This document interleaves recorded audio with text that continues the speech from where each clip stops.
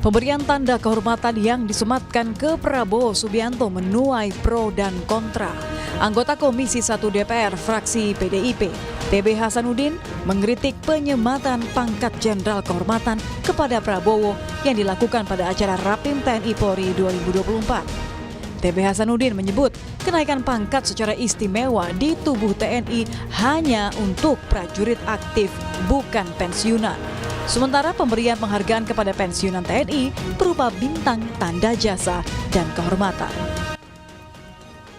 Kenaikan pangkat ya sebagai bagian dari pemberian kehormatan atau pemberian jasa ya.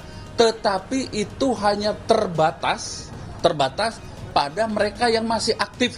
Saya ulangi lagi, pada mereka yang masih aktif. Ya. Tapi catat pasal 33B itu hanya khusus mereka yang masih aktif. Bagaimana yang tidak aktif? Ada pangkat bintang. Nah, tapi bukan bintang yang di pundak. Tolong dicatat ini, pembuat keputusan di pemerintah. Bukan bintang di pundak.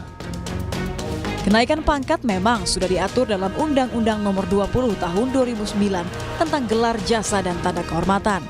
Anggota Komisi 1 dari fraksi Gerindra, Fadli Zon, menyebut dalam undang-undang tak disebutkan pemberian penghargaan hanya boleh diberikan pada prajurit aktif.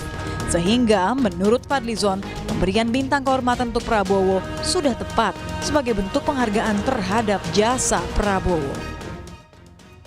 Yang aktif tidak ada disebutkan prajurit yang aktif. Kalau kita lihat undang-undang tadi pasal 33 bisa dilihat saja. Nah, itu adalah penghormatan dan penghargaan dari negara. Jadi ini bukan ujuk-ujuk ya, satu perjalanan yang panjang.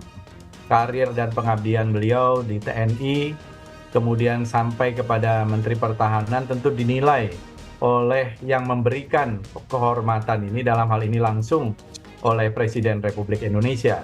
Jadi kalau tadi kita melihat undang-undang, saya termasuk yang berpendapat ini tidak bertentangan dengan undang-undang, karena ini adalah sebuah tanda kehormatan dan jenderalnya pun disebut Jenderal TNI dalam tanda kurung HOR. Ya, dan sudah ada 7 orang sebelumnya yang menerima tanda kehormatan ini.